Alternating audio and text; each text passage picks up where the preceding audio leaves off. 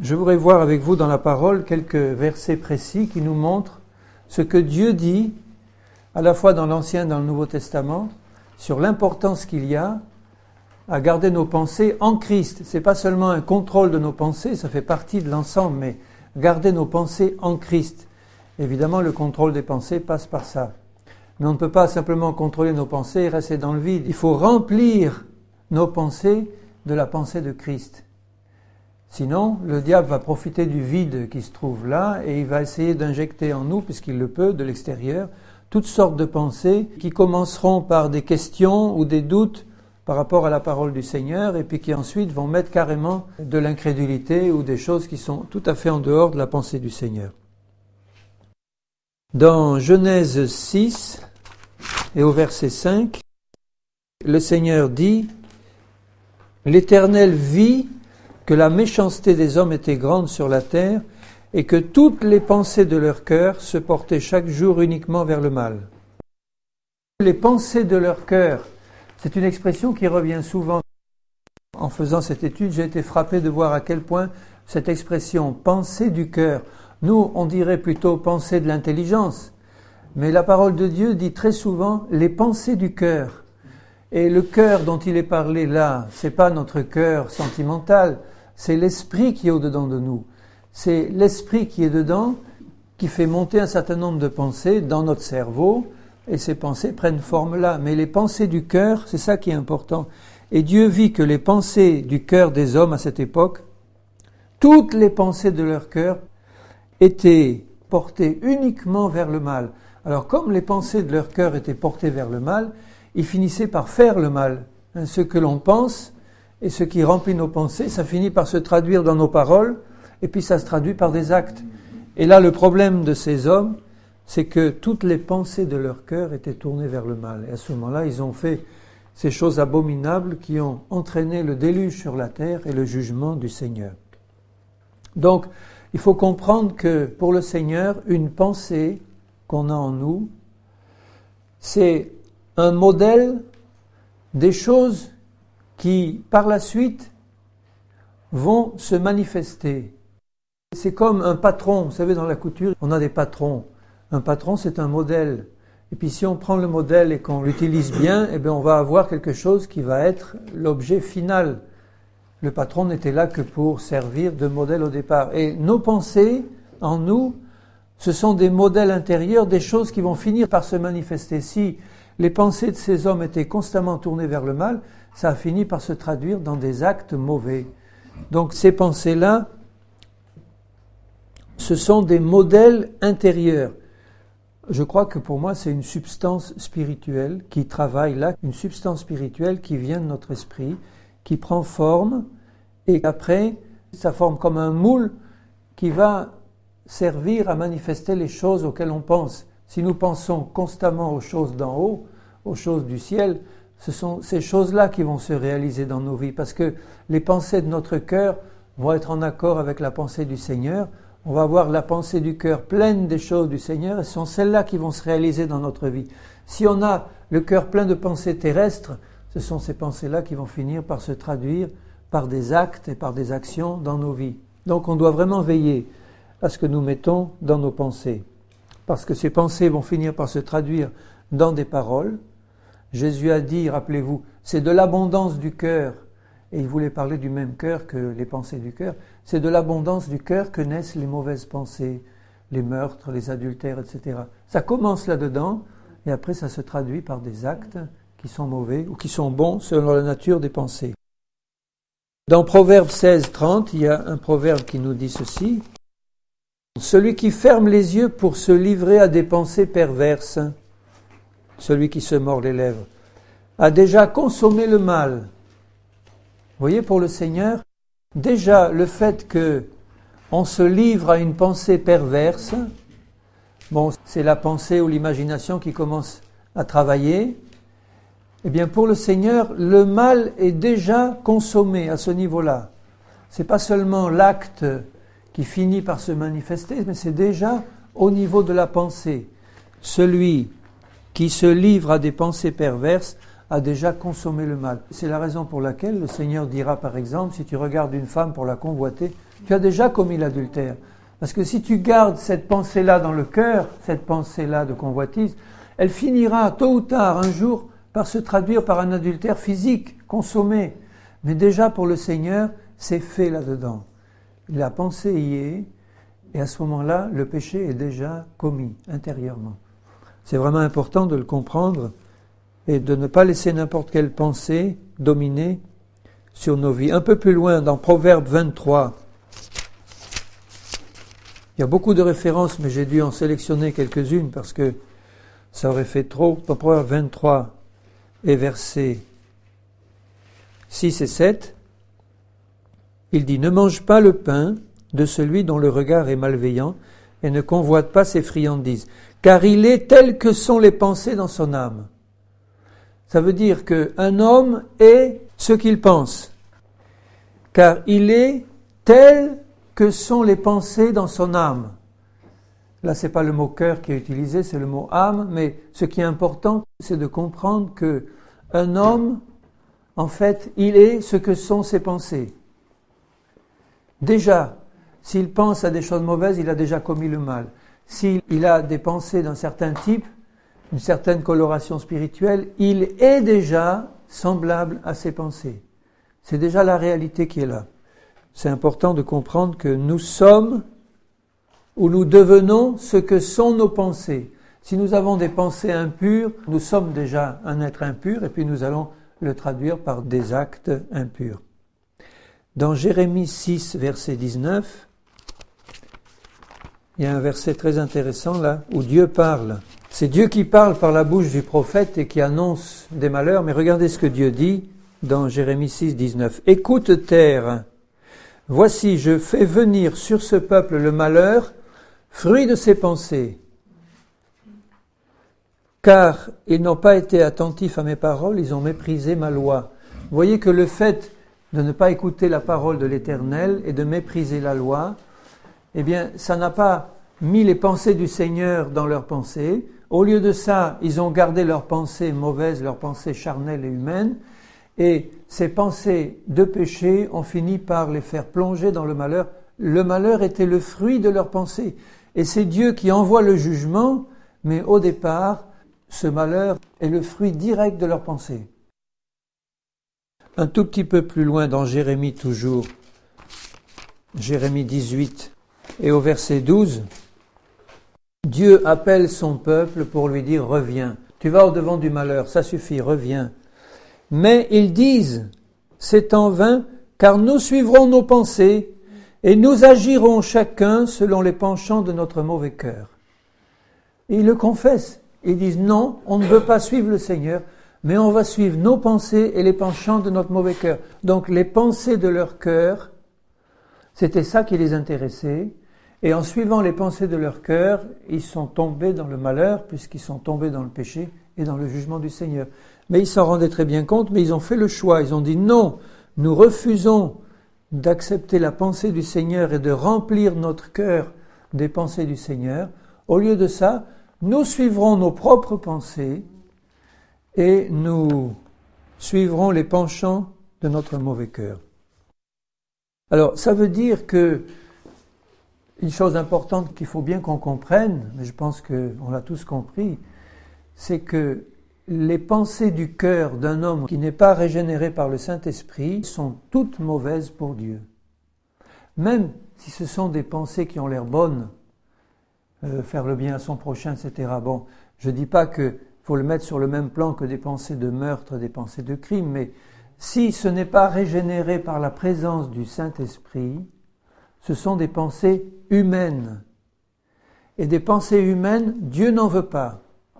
Donc, dans la vie d'un homme qui n'est pas régénéré par le Saint-Esprit, pour Dieu, toutes ses pensées, toutes les pensées de son cœur sont des pensées humaines, sont des pensées qu'il va falloir changer par les pensées de Dieu. Elles ne sont pas bonnes pour Dieu.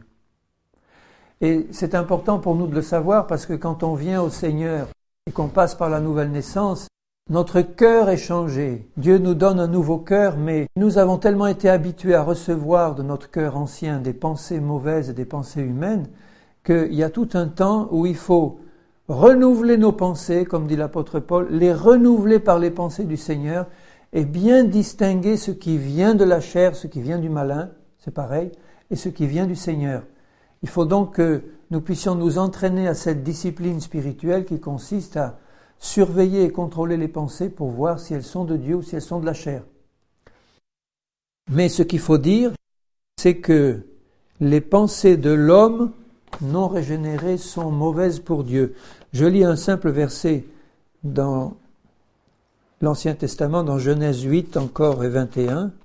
C'est à la fin du déluge. L'Éternel sentit une odeur agréable quand Noé a fait un autel pour offrir des holocaustes.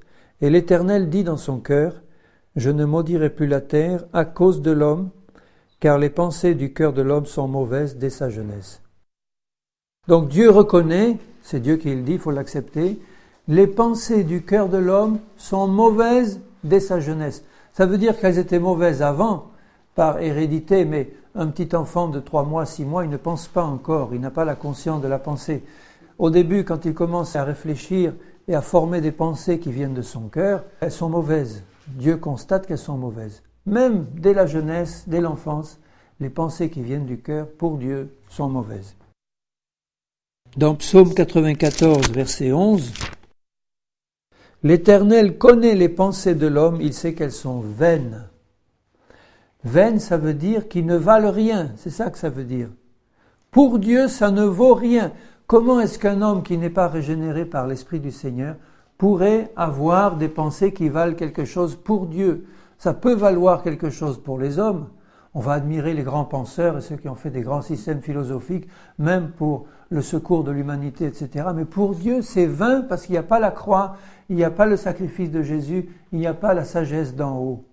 C'est vain, ça ne vaut rien. Les pensées de l'homme sont vaines. Et non seulement ça, mais les pensées de l'homme sont les mêmes que celles de Satan.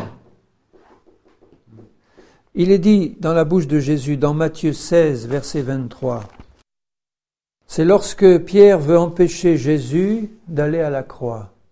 Vous connaissez la réaction du Seigneur Jésus.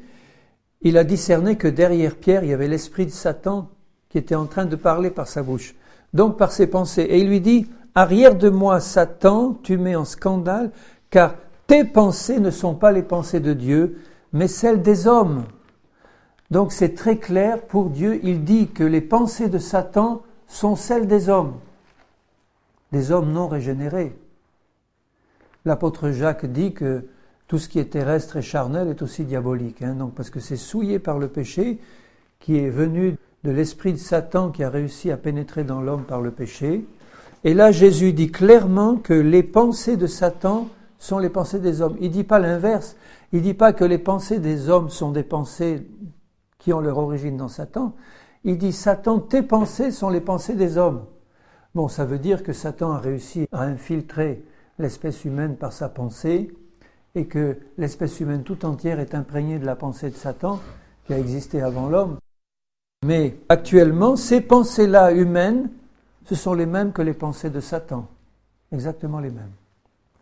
Et il dira même plus fort encore dans Marc 8, verset 33, à la même occasion, Jésus, se retournant et regardant ses disciples, réprimanda Pierre et dit, « Arrière de moi, Satan, car tu ne conçois pas les choses de Dieu, tu n'as que des pensées humaines. » C'est-à-dire des pensées qui ne conçoivent pas les choses de Dieu. Les pensées de l'homme régénéré ne doivent plus être des pensées humaines. Les pensées des hommes qui ne sont pas régénérés ne sont que les pensées de Satan. Vous vous rendez compte? Même celles qui semblent bonnes, pour Dieu, c'est pourri par le péché. Il y a une racine de péché qui fait que cette sagesse humaine est mauvaise et que tout ce qui vient de cette chair et de cette sagesse humaine n'est pas acceptable par Dieu. C'est un sacrifice de Caïn. Alors vous voyez que pour nous, chrétiens, il est important que nous vidions nos pensées humaines pour les remplacer par les pensées du Seigneur et que nous ne fassions rien qui soit inspiré par des pensées humaines. Parce qu'on peut faire de l'évangélisation avec des pensées humaines, on peut faire des choses pour le Seigneur avec des pensées humaines, mais ce sont des choses qui ne viennent pas de l'Esprit du Seigneur qui est en nous et qui doit se manifester par des pensées entièrement renouvelées. Ce sont des pensées de Satan, ces pensées humaines. Alors, ces pensées-là, qui étaient venues en nous par le péché, ce sont celles-là qui avaient fait de nous des ennemis de Dieu. Un homme qui n'est pas régénéré, même si c'est un homme bon, c'est un ennemi de Dieu. Et il était rempli de pensées qui faisaient de lui un ennemi de Dieu. Regardez dans Colossiens 1 et au verset 21. Vous qui étiez autrefois étrangers et ennemis par vos pensées et par vos mauvaises œuvres. L'un suit l'autre. Les mauvaises œuvres suivent les mauvaises pensées. Mais il faut bien comprendre que nous aussi, nous étions auparavant des étrangers par rapport à Dieu. Et nous étions non seulement des étrangers, parce qu'on peut être un étranger paisible, mais nous étions ennemis de Dieu par nos pensées. Bien souvent, frères et sœurs, il y a des chrétiens qui n'ont pas renouvelé leurs pensées, qui sont encore ennemis de Dieu sur beaucoup de plans parce qu'ils entretiennent des pensées encore humaines.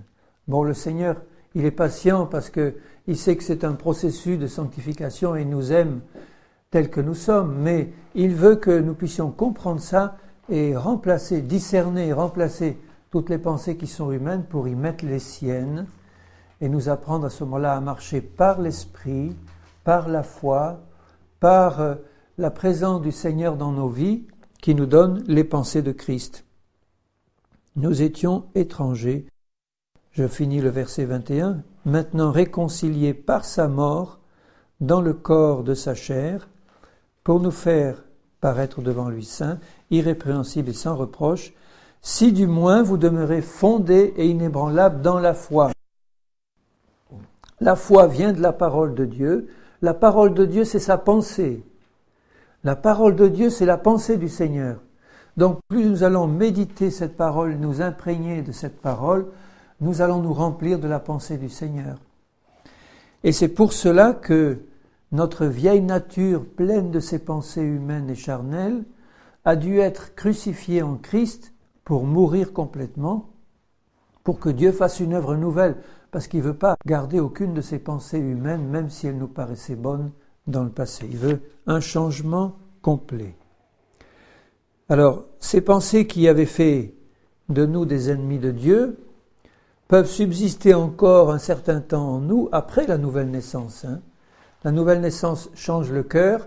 À partir de cela, notre cœur commence à nous donner de nouvelles pensées, des pensées de Dieu et des pensées du Saint-Esprit. Mais il faut que nous puissions bien discerner encore s'il y a du mélange, parce qu'il y a encore du mélange pendant un certain temps, pour évacuer tout ce qui n'est pas du Seigneur et qui ne vient pas de son esprit. Le proverbe 12,5 dit « Toutes les pensées du juste ne sont qu'équité ». Les pensées du juste ne sont qu'équité. Ne sont que, ça veut dire toutes les pensées du juste ne sont que des pensées justes. Toutes. Mais vous voyez que le fait d'avoir été changé et d'être devenu juste aux yeux de Dieu par la nouvelle naissance, ça a planté en nous l'Esprit du Seigneur qui commence à produire en nous dans notre cœur des pensées nouvelles. Et ce que le Seigneur désire, c'est que nous manifestions pleinement la justice de Dieu jusqu'au point où, puisque nous sommes justes par la foi en Jésus, toutes nos pensées deviendront des pensées justes pour Dieu. Ça veut dire que nous, chrétiens, nous devons pas considérer comme acquis ce changement et ce renouvellement de nos pensées. Il va falloir que nous participions à l'œuvre du Saint-Esprit. Ça ne se fait pas automatiquement, ce remplacement des pensées anciennes par les pensées nouvelles. Qu'est-ce que dit la parole à ce sujet ? Nous devons donc faire très attention aux pensées qui traversent notre cœur ou notre esprit ou notre cerveau. Nous devons faire très attention et apprendre à les discerner pour faire le tri. Dans Matthieu 22, au verset 37, un docteur de la loi pose cette question à Jésus. « Maître, quel est le plus grand commandement de la loi ?» Jésus lui répondit. « Tu aimeras le Seigneur ton Dieu de tout ton cœur, de toute ton âme et de toute ta pensée. » Ça veut dire que c'est un acte d'amour pour Dieu de penser juste. je ne peux pas entretenir dans mon cœur des pensées d'incrédulité, de doute, d'impureté, etc. C'est un manque d'amour pour le Seigneur qui habite en moi par son esprit et qui bien sûr peut lire toutes mes pensées. Le Seigneur, il les lit. Donc je dois aimer le Seigneur de tout mon cœur, de toute mon âme, de toutes mes pensées. Et ça, si le Seigneur insiste sur la pensée, c'est que il sait que nous avons des combats dans ce domaine et que son but à lui, c'est que toute notre pensée soit dans l'amour du Seigneur pour l'honorer uniquement avec ses pensées à lui. Uniquement avec ses pensées à lui. Dans 2 Corinthiens 10, à partir du verset 3, 2 Corinthiens 10, 3, si nous marchons dans la chair, puisque nous y sommes, on y vit dedans, nous ne combattons pas selon la chair, car les armes avec lesquelles nous combattons ne sont pas charnelles, mais elles sont puissantes par la vertu de Dieu pour renverser des forteresses. Quelles sont ces forteresses? Nous renversons les raisonnements c'est les pensées, et toute hauteur qui s'élève contre la connaissance de Dieu, et nous amenons toute pensée captive à l'obéissance de Christ. Nous sommes prêts aussi à punir toute désobéissance quand votre obéissance sera complète. Mais là, l'important, c'est de montrer que les pensées humaines sont des forteresses dans nos vies. C'est des forteresses dans lesquelles se cache Satan. Et il faut renverser ces forteresses, et c'est nous qui devons le faire. Personne ne peut, à ta place, mon frère ou ma sœur, renverser les forteresses qui sont dans tes pensées. C'est toi qui dois le faire, puisqu'il dit « nous renversons » avec les armes de Dieu, bien sûr, qui sont puissantes pour renverser ces forteresses-là. Ça a beau être des forteresses, elles ne peuvent pas résister devant les armes du Seigneur. Donc, nous devons utiliser ces armes spirituelles, pas seulement pour combattre contre Satan et ses démons, mais pour voir s'il n'y a pas encore quelques forteresses dans nos pensées, des forteresses des pensées humaines, qu'il va falloir détruire, parce que ça veut dire qu'il y a encore des pensées en nous qui ne sont pas captives à l'obéissance de Christ. Ça veut dire qu'il y a des pensées qui sont des esclaves de Satan, qu'il a réussi encore à garder dans notre terrain, et qui sont là comme des forteresses. Il faut détruire ça et passer au scanner toutes les pensées, ou au radar toutes les pensées, pour pouvoir voir celles qui sont selon le Seigneur et celles qui ne le sont pas, les amener captives à l'obéissance de Jésus. Ça veut dire, je discerne qu'il y a une pensée qui n'est pas du Seigneur, là, qui traverse mon esprit. Il faut que je sache qu'elle n'est pas du Seigneur, et si elle n'est pas du Seigneur, je lui mets une chaîne, je ferme sa bouche et je l'expulse au nom du Seigneur Jésus. Mais je ne dois pas permettre qu'une seule pensée qui ne soit pas du Seigneur reste plantée en moi comme une forteresse. Sinon, c'est une tête de pont pour Satan. Une tête de pont, ça veut dire une zone qu'il va pouvoir contrôler, où il va habiter là, il va se cacher là-dedans, et à partir de là, il va commencer à lancer des attaques pour essayer de contrôler un peu plus et bâtir une autre forteresse un peu plus loin. Ça, Dieu n'en veut pas. Nous renversons les raisonnements qui s'élèvent contre la connaissance de Dieu. Vous voyez les pensées humaines. Les pensées humaines ne sont pas celles de Dieu. Dieu dit « Mes pensées ne sont pas vos pensées. Vos pensées ne sont pas les miennes. » Donc il n'y a rien à voir entre les pensées de Dieu et les pensées humaines. Ne nous mettons pas dans la tête que nous pouvons encore garder la moindre bonne pensée de notre vieille nature.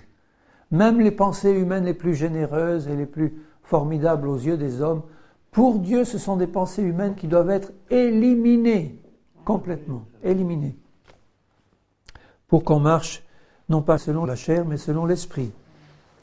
Nous amenons toute pensée captive à l'obéissance de Christ. Alors ça veut dire, bien-aimé, que si tu ne le fais pas, tu désobéis au Seigneur.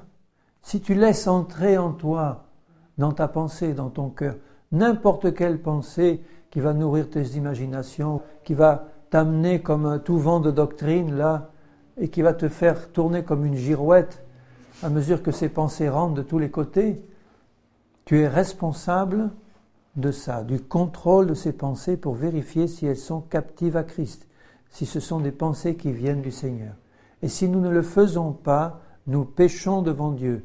Évidemment, nous avons besoin d'apprendre et nous devons être patients aussi avec ceux qui sont jeunes dans la foi, mais très vite le Seigneur veut nous montrer que c'est un combat que nous devons mener nous-mêmes, que le Seigneur ne va pas mener pour nous et que personne ne va mener pour nous, que toi, tu dois le mener. Et c'est vrai que ceux qui font de la dépression nerveuse, c'est d'abord un manque de contrôle de leurs pensées. Ils ont laissé toutes sortes de pensées, que ce soit des pensées de suicide, d'échec, de n'importe quoi rentrer là, des pensées de découragement profond, des pensées qu'on ne va pas y arriver, que Dieu nous a abandonnés, enfin toutes sortes de pensées qui ne sont pas les pensées du Seigneur. Et ce sont ces pensées-là qui, à force de rentrer et de se planter comme des traits enflammés du malin dans notre cerveau ou notre cœur, elles tournent, et on les garde et on y pense et on y repense, et puis à mesure qu'on y repense, on s'enfonce de plus en plus dans la dépression, dans les ténèbres, parce que ce sont des pensées du malin qui sont là envoyées pour nous détruire, pour nous plonger dans les ténèbres, pour nous plonger dans tout ce qui n'est pas du Seigneur. C'est pour ça qu'il faut contrôler, parce que quand nous nous plongeons dans les pensées du Seigneur, que nous réfléchissons à ce qu'il a fait, à ce qu'il est, à ce qu'il a préparé pour nous, à son retour proche, à la nouvelle Jérusalem rayonnante là qui nous attend, à ces demeures célestes, au don du Seigneur, à la puissance du Saint-Esprit qui habite dans nos cœurs, au plan du Seigneur pour nous, qui veut nous transformer à l'image de Jésus. Si on était constamment plongé dans ces pensées, mais nous n'aurions pas la même attitude dans le combat, on serait rempli de foi et de Saint-Esprit pour lutter contre ces choses. Dans Philippiens 4 et verset 8 d'abord, je lirai Philippiens 4, 8. Au reste, frères, que tout ce qui est vrai, tout ce qui est honorable, tout ce qui est juste, tout ce qui est pur, tout ce qui est aimable, tout ce qui mérite l'approbation, tout ce qui est divin, ce qui est vertueux et digne de louange, soit l'objet de vos pensées. Alors si l'objet de mes pensées est quelque chose d'autre que ce qui est saint, pur, digne de louange, etc., si je commence à entretenir une pensée de doute ou d'incrédulité, mais qu'est-ce qui va arriver si j'arrête de faire ça, je vais manquer, ou qu'est-ce qui va arriver si, est-ce que je ne vais pas... Bon, ça vient très vite des pensées de doute et d'incrédulité. Satan s'y entend très bien pour nous bombarder et nous envoyer ça. Lui, c'est son travail. Il est capable de nous planter des pensées de loin. Mais nous, notre travail, c'est de faire de toutes les choses de Dieu l'objet de nos pensées, d'y réfléchir en permanence. Et c'est pour ça que ce soit dans nos lectures, que ce soit dans nos méditations personnelles, que ce soit dans nos conversations. Vous savez, une conversation où on commence à parler qu'un tel, il a chuté, mais on commence à critiquer, on commence à raconter des choses, et puis à calomnier même, et puis à en rajouter. Ce ne sont pas des pensées qui édifient, ce sont des pensées qui détruisent, non seulement nous, mais la personne qui est concernée. Spirituellement, elle ramasse des coups. Donc ça nous demande une discipline sévère pour contrôler tout ce qui entre dans nos pensées et vérifier si tout ce à quoi nous pensons toute la journée, c'est bien quelque chose qui vient de Dieu, qui est pur, saint, agréable, digne de confiance et de louange. Ce que vous avez appris, reçu et entendu de moi, et ce que vous avez vu en moi, pratiquez-le, et le Dieu de paix sera avec vous. Le Dieu de paix n'est pas avec nous si nous entretenons des pensées mauvaises.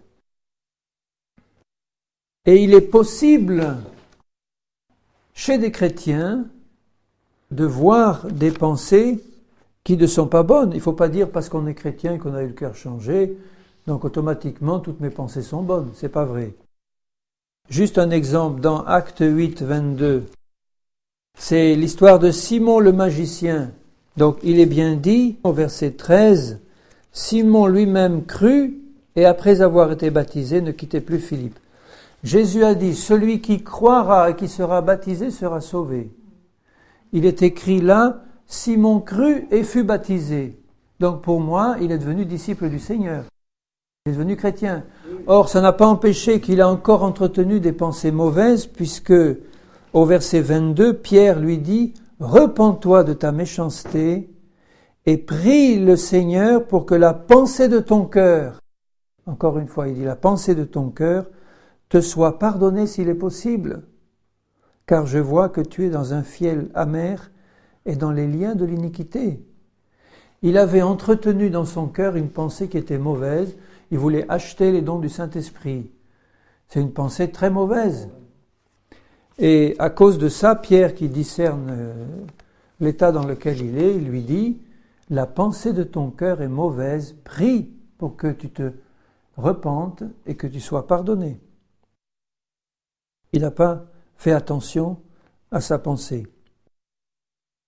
Dans 2 Corinthiens 11, et au verset 2 et 3, et même 4, l'apôtre Paul leur dit aux Corinthiens, « Je suis jaloux de vous d'une jalousie de Dieu, parce que je vous ai fiancés à un seul époux pour vous présenter à Christ comme une vierge pure. » Le contrôle et le remplacement des pensées mauvaises, ça fait partie de la purification, de la sanctification. Toutefois, de même que le serpent séduisit Ève par sa ruse, je crains que vos pensées ne se corrompent. Vous voyez, c'était des chrétiens remplis du Saint-Esprit qui avaient bien commencé par la prédication de Paul, qui leur avait bien planté les bonnes pensées du Seigneur, et ces pensées-là étaient en train de se corrompre à cause de la ruse de Satan qui était en train d'introduire les siennes dedans. Je crains que vos pensées ne se corrompent et ne se détournent de la simplicité à l'égard de Christ. Car si quelqu'un vient vous prêcher un autre Jésus que celui que nous avons prêché, ou si vous avez reçu un autre esprit que celui que vous avez reçu, ou un autre évangile que celui que vous avez embrassé, vous le supportez fort bien. On pourrait dire ça aujourd'hui de millions de chrétiens qui se lancent dans des séductions et dans des choses qui ne sont pas du Seigneur. Ils ont bien commencé avec le Seigneur, ils avaient la pensée de Christ, et parce qu'ils n'ont pas vérifié, parce qu'ils n'ont pas contrôlé, ils n'ont pas prié, ils n'ont pas veillé, ils ont laissé rentrer un autre évangile, un autre Christ et un autre esprit. Et ça a commencé, vous voyez, par la corruption des pensées. Je crains que vos pensées ne se corrompent et ne se détournent. On leur a donné des messages qui n'étaient pas vraiment des messages du Seigneur, c'est rentré dans leurs pensées, et au lieu de contrôler comme les Béréens dans la prière et dans la veille, la supplication que le Seigneur éclaire et montre, eh bien on a reçu ça comme venant du Seigneur, et on le supporte fort bien. Ce sont des pensées corrompues. Voilà. On s'est détourné de la simplicité à l'égard de Christ. Alors que faire maintenant? Qu'est-ce qu'il faut faire? Eh bien, la pensée du Seigneur dans sa parole est très claire. La première chose, c'est que nous devons surveiller toutes nos pensées et les contrôler. Mais pour ça, il faut être entraîné à les comparer à quelque chose, parce que on peut surveiller les pensées toute la journée, mais si on ne sait pas reconnaître celles qui sont bonnes et celles qui sont mauvaises, ça ne sert à rien de surveiller. Donc, il faut écarter toutes les mauvaises pensées et accepter toutes les bonnes. Les mauvaises, ce sont les pensées humaines, les bonnes, ce sont celles de Dieu. Quand il est dit, par exemple, dans l'Ancien Testament, il y a une expression qui est presque une expression populaire. Loin de moi la pensée de. Loin de moi la pensée de faire cela. Même Dieu emploie cette expression. Loin de moi la pensée de. Mais vous voyez que quand on analyse cette phrase, ça veut dire je veux écarter loin de moi toute pensée que je sens qui ne correspond pas à la pensée de Dieu. Loin de moi la pensée de. Je vais vous en donner un exemple dans Josué 22, 29. Ce sont les Israélites qui disent « Loin de nous la pensée de nous révolter contre l'Éternel et de nous détourner aujourd'hui de l'Éternel en bâtissant un autel pour des holocaustes, etc. » Loin de nous la pensée de nous révolter contre l'Éternel. Vous voyez qu'ils avaient compris qu'il fallait qu'ils appliquent un contrôle serré de leurs pensées, et ça commençait par le fait de discerner qu'il y avait des pensées de révolte ou des pensées mauvaises qui venaient, et ils disent au départ, loin de nous la pensée. Ils étaient décidés à rejeter toute pensée qui n'était pas du Seigneur. Il faut que nous soyons décidés à contrôler et à rejeter d'une manière impitoyable, parce que quelquefois ça fait du bien à notre chair de nourrir des pensées d'apitoiement sur soi-même, des pensées de tristesse, des pensées comme ça, des pensées qui sont charnelles et diaboliques. Dire « Oh pauvre, ce que tu es en train de vivre, les gens ne te comprennent pas, regarde les chrétiens autour de toi, ils ne te comprennent pas, ils ne t'aident pas. » Ça, c'est des pensées qui viennent directement de Satan pour te plonger dans l'incrédulité, dans la critique vis-à-vis des frères, etc. Il faut que tu comprennes que tu dois être décidé, mais alors fermement, à rejeter loin de toi ces pensées-là, sans te complaire à les garder même une seconde en toi. Une seconde, c'est une seconde de trop. Quelquefois, il te faudra 1 heure pour arriver à faire sortir de ta tête une pensée que tu as gardée 2 secondes. Parce que tu as gardé 2 ou 3 secondes une certaine pensée, ça y est, elle a commencé à se planter. Tu n'as pas tout de suite réagi, et à cause de ça, il te faut lutter beaucoup plus pour la déraciner. Alors imaginez des pensées qu'on entretient depuis des années, des pensées d'amertume, des pensées de colère ou d'animosité contre tel ou tel frère qui nous a vraiment fait du mal dans le passé, ou sœur, des pensées d'incrédulité, qu'on ne va pas s'en sortir, qu'on est malade pour la vie, etc. Imaginez un peu le travail que le Saint-Esprit doit faire pour nous révéler la vérité et le travail que nous devons faire pour déraciner cette pensée et pour planter les bonnes à la place. Mais c'est un travail qui peut se faire dans des conditions normales par la puissance du Saint-Esprit. Si nous sommes décidés, le Seigneur va nous aider et nous donner la force nécessaire. Il ne faut pas croire que c'est impossible, sinon Dieu ne nous le demanderait pas. Alors, comment discerner les bonnes et les mauvaises pensées, une fois qu'on est décidé à écarter les mauvaises? Eh bien, c'est uniquement en faisant 2 choses, en méditant la parole de Dieu et en restant unis dans le cœur à Jésus, par son esprit. Alors d'abord, méditez la parole de Dieu. Lisez Hébreux 4, 12. Méditer par l'esprit et nous remplir de la parole. Hébreux 4, 12. Je lirai même le verset 11 pour nous montrer que ce n'est pas facile.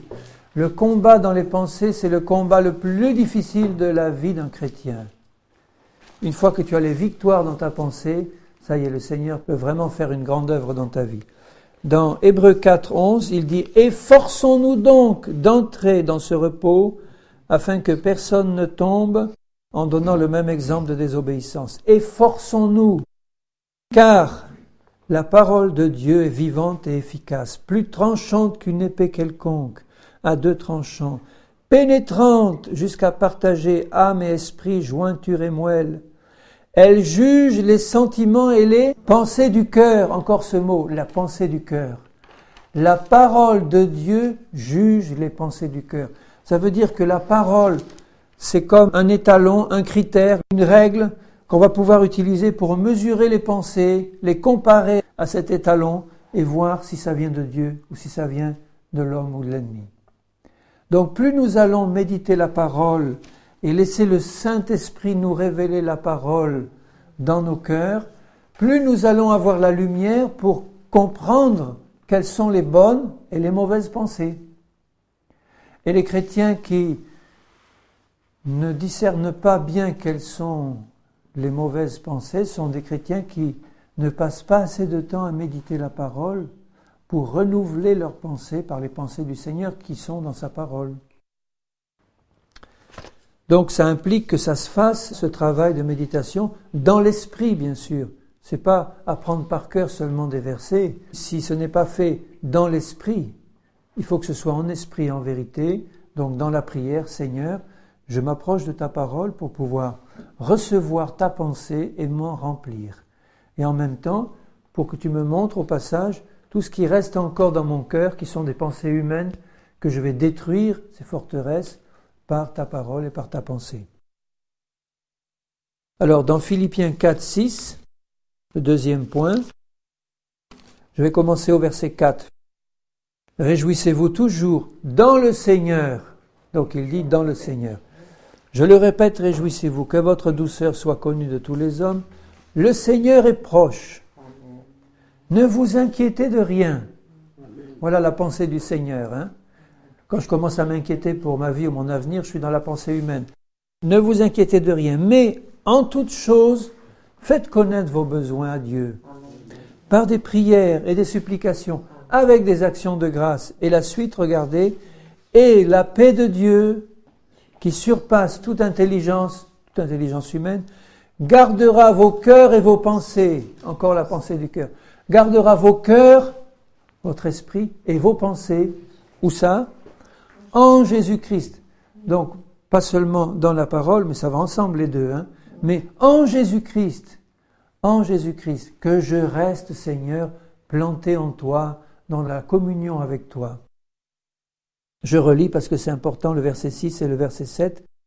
Ne vous inquiétez de rien, mais en toute chose, ça veut dire dans toutes les circonstances de ta vie, quelles qu'elles soient financières, qu'elles soient physiques, qu'elles soient n'importe quoi, tu veux avoir la pensée du Seigneur, eh bien, fais-lui connaître tes besoins avec des prières, des supplications et des actions de grâce, parce que tu es dans la foi à ce moment-là. La parole de Dieu a agi dans ton cœur, tu as compris que Dieu était un Père qui s'occupe de toi, tu as compris qu'en priant, Dieu écoute ta prière et il va l'exaucer, parce que tu as la pensée du Seigneur, tu ne vas pas demander quelque chose qui est contre la pensée du Seigneur, tu vas demander au nom de Jésus-Christ, tu vas demander dans la confiance tranquille. Et à ce moment-là, la paix de Dieu va garder tes pensées et ton cœur et tes pensées en Jésus. Donc tu vois le rôle de la prière là aussi, il y a le rôle de la méditation, mais pour rester en communion avec Jésus et rester en lui, il faut rester dans le dialogue avec lui, dans la prière.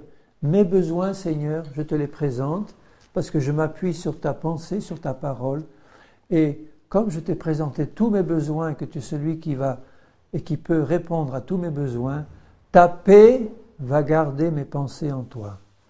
Ta paix. Donc si nos pensées vagabondent et ne sont pas en Christ, c'est peut-être aussi que nous ne nous sommes pas assez approchés du Seigneur pour déverser avec confiance dans la prière nos problèmes et nos difficultés devant lui. Parce que quand nous le faisons vraiment, quand on est vraiment dans une difficulté, qu'on va passer un moment dans le Seigneur, dans sa parole, à déverser nos cœurs devant lui, il y a un moment où la paix du Seigneur descend dans nos cœurs et garde à ce moment-là nos pensées dans le Seigneur.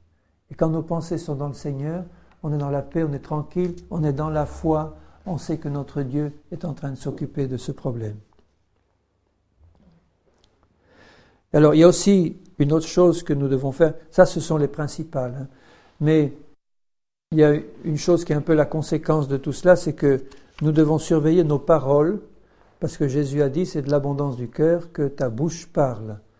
Donc, le travail du contrôle de nos pensées doit aller en même temps qu'un travail de contrôle de nos paroles. Mais inversement, c'est en observant la manière dont je parle que je vais pouvoir comprendre s'il y a encore des pensées humaines dans mon cœur. Ou c'est en observant la manière dont les autres parlent que je vais pouvoir, puisque je ne peux pas deviner leurs pensées, hein, c'est pas permis par Dieu, je peux avoir une révélation par le Saint-Esprit pour connaître la pensée de quelqu'un, comme Jésus qui discernait la pensée du cœur de ses disciples.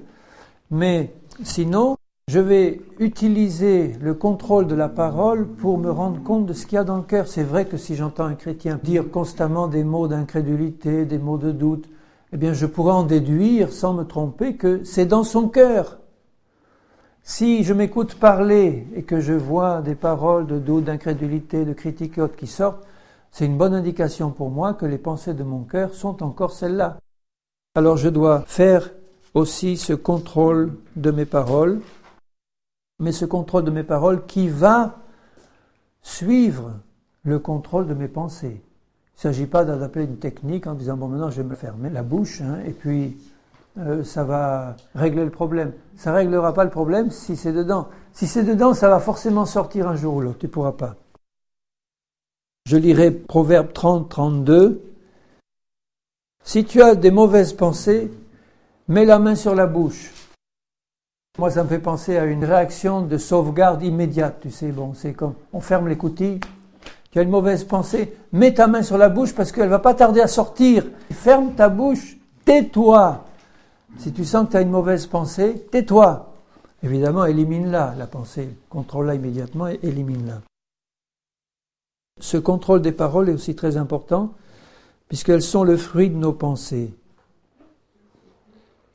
Alors, je conclurai en montrant dans 1 Pierre 4 et au verset 1er. Ainsi donc, il faut avoir le temps de lire tout ce qu'il a dit avant, puisque ainsi donc, c'est la conclusion. Mais enfin, je lis la conclusion. Christ ayant souffert dans la chair, vous aussi, armez-vous de la même pensée. Alors, c'est important de voir que, à mesure que nous nous remplissons des pensées de Christ, ces pensées sont des armes contre l'ennemi. Ce sont des armes pour nous défendre dans toutes les situations de la vie. Il dit, armez-vous de cette pensée. Arme-toi. On parle souvent de l'armure du chrétien, du casque du salut, etc. Mais là, il y a une autre arme. C'est l'arme des pensées du Seigneur. Parce que quand nous sommes remplis des pensées du Seigneur, nous sommes forts en Christ et on va pouvoir utiliser les armes d'Éphésiens 6 dans le combat spirituel. Imaginez un chrétien qui aurait les armes, le casque du salut, la cuirasse de la justice, etc., mais qui n'utilise pas l'arme de la pensée. Si Satan contrôle ses pensées, à quoi vont lui servir ces armes qu'il a? À rien. Au départ, il y a une pensée remplie de la pensée du Seigneur et toutes sortes d'armes spirituelles qu'on va pouvoir prendre. Il dit, armez-vous de la même pensée. Armez-vous de la pensée. Donc les pensées du Seigneur sont des armes. Et là, il y a une arme particulière dont on doit bien s'armer, c'est la pensée que nous sommes appelés à souffrir comme Christ a souffert. Donc loin de nous les pensées d'accepter la souffrance de la maladie ou de l'infirmité ou des choses, ça, loin de moi ces choses, Seigneur, ça ne vient pas de toi, ce sont des pensées du malin. Mais la pensée que je dois souffrir comme Christ a souffert, c'est-à-dire l'incompréhension, le rejet, la persécution pour Christ, c'est une arme puissante quand j'ai réussi à accepter dans ma pensée cette pensée du Seigneur. Tu es appelé à être comme ton maître. Ça veut dire à mesure que la puissance de Christ va grandir en toi, à mesure que les grandes œuvres de Christ vont se manifester dans ta vie, il faut aussi comprendre que la persécution, le rejet, l'épreuve va devenir de plus en plus grande comme elle l'a été pour Christ. Mais c'est une arme de le savoir parce qu'on est prêt. On a la pensée du Seigneur. Et dans 1 Pierre 3 et verset 8, là il s'adresse à nous tous, je conclurai sur ce verset, 1 Pierre 3, 8, « Enfin soyez tous animés des mêmes pensées et des mêmes sentiments, pleins d'amour fraternel, de compassion et d'humilité. » Il exhorte les chrétiens à être remplis tous des mêmes pensées. Donc c'est un travail, ce contrôle des pensées, pour nous remplir des pensées du Seigneur, qui, si nous le faisons tous, va vraiment nous amener dans une vraie communion fraternelle. Parce que ce qui nous sépare souvent les uns des autres, c'est des pensées qui divergent. C'est ce que l'apôtre Paul a dit, on n'est pas dans l'unité de la foi. Quand on est dans l'unité de l'esprit, c'est bien, on a le même esprit en chacun, mais Dieu veut nous amener plus loin, dans l'unité de la révélation de sa parole, donc dans l'unité de la foi. Et l'unité de la foi, ça veut dire qu'on a tous la même pensée de Christ. On peut être tous capables à ce moment-là, une question nous est posée, hop, tout le monde va amener la pensée de Christ. Quelle merveilleuse communion ça va être. Évidemment, on est tous en chemin là-dessus, mais on doit avoir pour but de nous remplir de la pensée du Seigneur parce que ça va faire grandir la communion fraternelle en nous. Ces pensées du Seigneur sont des pensées d'amour, de compassion, d'humilité, de douceur. En fait, c'est la nature de Christ, ce sont ses pensées à lui. La pensée du Seigneur, son Père, remplissait le cœur de Jésus et sa nature tout entière reflétait la pensée de Dieu. L'humilité, l'amour, la douceur. Donc la pensée de Dieu au sens large, c'est-à-dire ce qu'il y a dans le cœur même de Dieu. La pensée du cœur de Dieu est une pensée créatrice, est une pensée de vie, est une pensée d'amour, de gloire, de paix, de joie, de sainteté. Et cette pensée-là, il veut nous remplir de sa pensée à lui. Notre cœur, notre esprit doit être rempli de cette pensée pour que nous puissions devenir effectivement des hommes, des fils et des filles de Dieu qui le glorifient. Alléluia. Amen. Amen. Donc en conclusion, j'insiste sur l'importance d'amener toute pensée captive à l'obéissance de Christ par la méditation de la parole et la fréquentation assidue du Seigneur Jésus dans la prière, dans la communion avec lui, pour que nous puissions renouveler nos pensées, complètement renouveler nos pensées, renouveler notre intelligence. Alléluia. Dans ce combat, Seigneur, je sais que nous pouvons compter sur ton aide. Et je te remercie de le faire, Seigneur, pour ma part et pour nous tous. Remplis-nous vraiment de ta pensée, de la connaissance des choses d'en haut, que constamment nous puissions penser aux choses d'en haut et non à celles qui sont sur la terre, Seigneur. Et je te remercie parce que tu as changé notre cœur et tu nous as donné le désir de recevoir ta pensée. Aide-nous, Seigneur, à bien discerner. Aide-nous à discerner, Seigneur, tous les esprits qui passent, toutes les paroles qui sont annoncées, que nos oreilles entendent, Seigneur. Et tout ce qui est fait, aide-nous et fais grandir en nous ta pensée par ta parole et ton esprit, que nous puissions immédiatement reconnaître une pensée qui n'est pas de toi pour pouvoir la rejeter, qu'elle ne se plante pas en nous pour produire du mauvais fruit. Mais que ce soit tes pensées à toi, Seigneur, qui nous habitent et qui nous remplissent complètement, pour ta gloire, Seigneur, au nom de Jésus-Christ. Amen. Amen. Les derniers messages nous montraient quelle était la grandeur glorieuse de l'héritage que le Seigneur nous réserve en Christ. C'est être semblable à lui, c'est avoir la possibilité par la foi d'entrer dans ses œuvres, donc d'être complètement transformé de la tête aux pieds. Il faut qu'on prenne l'habitude de ne plus se regarder comme nous avions l'habitude de nous regarder avant. Parce qu'on traîne un lourd héritage de notre passé, et quand on se regarde dans la glace, souvent on dit « Tiens, c'est moi, c'est celui ou celle que j'étais habitué de voir depuis des années. » Et puis on se voit tel qu'on était, tel qu'on a toujours été à nos yeux, dans nos habitudes. C'est-à-dire avec toute la vieille peau de notre passé, de notre enfance, de notre adolescence, de nos mauvaises habitudes passées, de nos mauvaises expériences passées. Et tout ça, ça fait un poids terrible qui risque de nous étouffer si on ne s'en secoue pas complètement. Parce que en Christ, nous sommes de nouvelles créations. Toutes choses anciennes sont passées, toutes choses sont devenues nouvelles. Sont pas destinées à devenir un jour nouvelles. Ça veut dire que en Christ, toute ta vieille nature, avec tes habitudes de pensée, avec tes sentiments, avec tes capacités, avec tes dons, avec ton intelligence ou ton degré d'intelligence, tout ça doit mourir à la croix. Même ce qui est bon de la vieille nature doit complètement disparaître pour que la nouvelle nature puisse se manifester. Et pour ça, Jésus a besoin de notre coopération. Il ne va pas le faire de force. Et notre coopération vient de la foi, qu'il nous donne aussi, c'est-à-dire de prendre cette nature nouvelle qu'il nous a créée pour nous, toute neuve, avec rien du passé. Est-ce que vous arrivez à accepter l'idée que tout ce qu'il y a de votre vieille nature, tout, de la tête aux pieds, doit disparaître? Il faut s'habituer à ça. On est tellement attaché à nous-mêmes que l'idée que ça doit passer par la mort de la croix pour que tout disparaisse et que j'apprenne une nouvelle manière de vivre en Christ, c'est quelque chose qui est très pénible pour beaucoup. Parce qu'on s'aime tellement, n'est-ce pas? On aime tellement notre petite nature qu'on est tellement habitué de voir depuis notre naissance ou presque.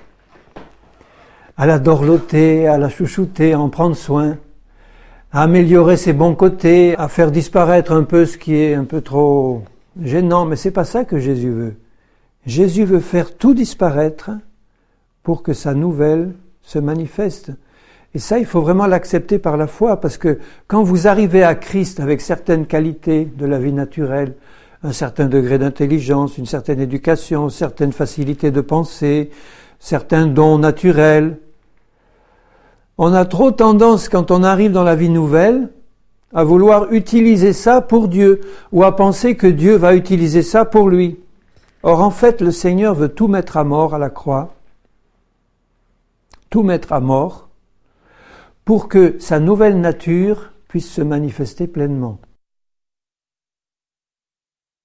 Ça veut dire que quelqu'un qui, par exemple, était auparavant quelqu'un incapable de réfléchir, tout juste capable de compter ce qu'il y avait de base dans l'arithmétique, tout juste capable d'aligner deux mots les uns derrière les autres, eh bien, celui-là peut avoir du mal à penser que Dieu va faire quelque chose de bon avec lui.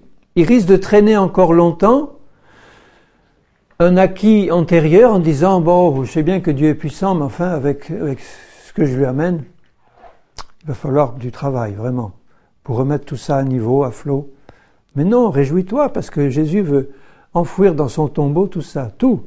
De même, celui qui arrive avec une grande intelligence, un doctorat, 2 doctorats en théologie, en philosophie, etc., des capacités brillantes intellectuelles et des dons naturels, lui, il va être handicapé, mais en sens inverse, parce qu'il va penser que ça va être un atout pour Dieu. Et souvent, il va utiliser ça pour le service de Dieu, alors que Dieu veut que ça meure. Comme Paul le dit, tout ce que j'ai pu être ou avoir été, etc., je considère ça comme de la boue. Mes doctorats en théologie, mon enseignement par Gamaliel, etc. Tout ce que j'ai à vous annoncer, je l'ai reçu directement d'une révélation de Jésus, il dira. Donc c'est pas son éducation théologique avant qui a été mise au service du Seigneur, c'est qu'il a compris que ça devait mourir complètement et que tout ce qu'il avait reçu, il l'a reçu d'une révélation directe de Jésus.